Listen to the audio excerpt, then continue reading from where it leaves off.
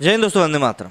इस समय भारतीय सिनेमा एक बदलाव के दौर से गुजर रहा है और बदलाव भी छोटा मोटा नहीं है, काफ़ी बड़ा बदलाव है।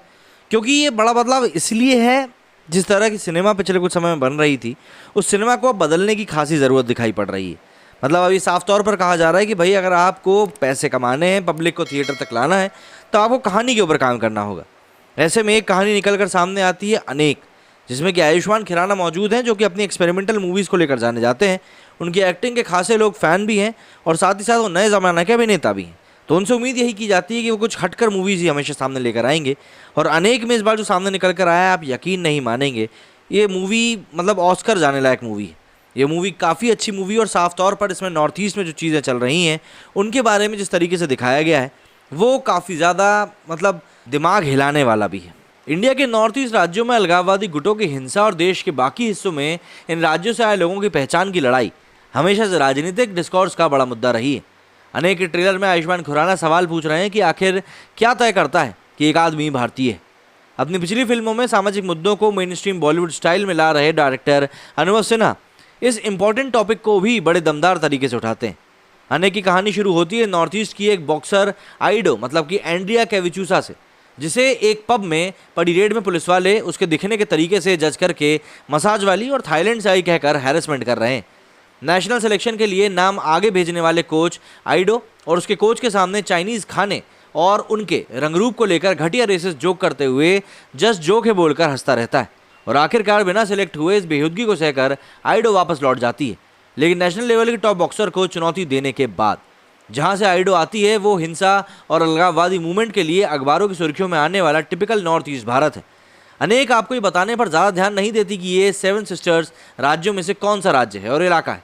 यहाँ भारत सरकार का एक अंडरकवर ऑफिसर जोशुआ मतलब कि आयुष्मान खुराना एक कैफ़े चला रहा है और उसका काम है अलगाववादी गुटों को काबू में रखकर भारत से के साथ शांति समझौता करवाना। यानी अपने अपने झंडे और पहचान का संघर्ष कर रहे इन लोगों को भारतीय पहचान और तिरंगे झंडे के नीचे लाना।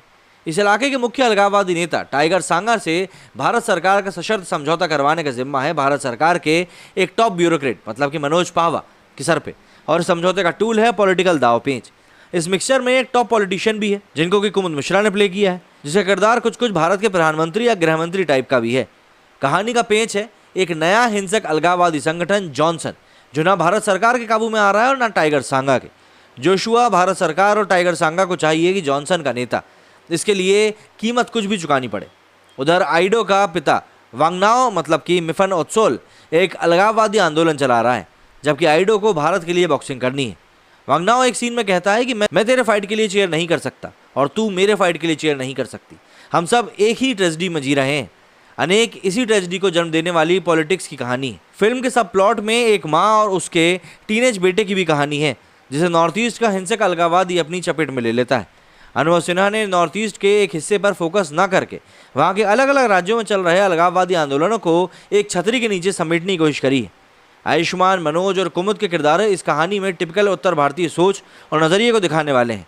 और इस पूरे चक्रव्यूह को अनुभव सिन्हा ने इस तरह से रचा है जो लगभग हर दूसरे मिनट भारतीयता की पहचान वाले तथाकथित पैमानों को सवाल के घेरे में लाकर खड़ा कर देती है। अगर हम एक नज़र से देखें तो अनेक लगभग हर 5 मिनट में आज की राजनीति पर भी सवाल खड़ी करती है और हर 10वें मिनट भारत की तथाकथित मुख्यधारा की राजनीति पर फिल्म की कमेंट्री भी करती है।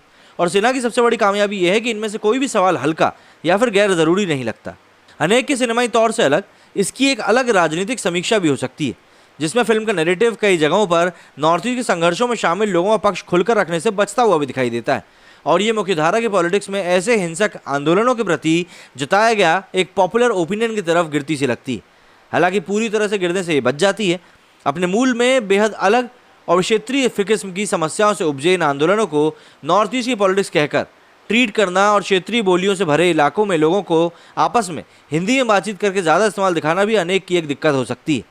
हालांकि एक टोटल पैकेज के हिसाब से अनेक एक बेहद गंभीर मूवी है, जो एक ट्रेडिशनल हिंदी सिनेमाई अंदाज में एंटरटेनिंग तो नहीं कहा जा सकती, लेकिन मसालेदार फिल्मी कहानियों से भरे बड़े पर्दे पर गंभीर राजनीति का एक ज़रूरी महत्वपूर्ण हस्तक्षेप ज़रूर है, जिसका हमारे दौर के सिनेमा में दर्ज होना बेहद ज़रूरी था।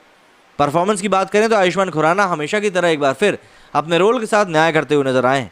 उनके एक्शंस में गंभीरता वाली बंदिशें हैं। मनोज पाहवा और कुमुद मिश्रा के साथ साथ अपनी पिछली फिल्मों से ही सिन्हा जो करते आ रहे हैं वो अनेक में भी जारी है और इन दोनों ने अपने किरदारों को भरपूर वजन दिया है। मिफा मौत्सौल की स्क्रीन प्रेजेंस ही कॉन्फ्लिक्ट की एक हवा लिए आती और अपने हर सीन में वो बेहतरीन लगते हैं। एंड्रयू की डेब्यू परफॉर्मेंस दमदार है, उनके इमोशंस एक्सप्रेशन बहुत ऑथेंटिक दिखाई पड़ते हैं। कुल मिलाकर बात की जाए तो अनुभव सिन्हा की अनेक उनकी सबसे पॉलिटिकल और एक ज़रूरी मुद्दे पर बनी दमदार मूवी है, जो थिएटर से निकलते हुए आपके मन में बहुत सारे सवाल छोड़ती है। आयुष्मान के फैंस इस बार उन्हें देखकर खुश भी होंगे और काफ़ी ज़्यादा सरप्राइज भी होंगे। ऑल इन ऑल ये मूवी अपने आप में एक बहुत बड़ा पैकेज है, जो कि छोटे रूप में बड़ा धमाका है, इसलिए ये मूवी आपको ज़रूर देखनी चाहिए। मेरे स्टूडियो में फिलहाल इतना ही। जय हिंद, जय भारत।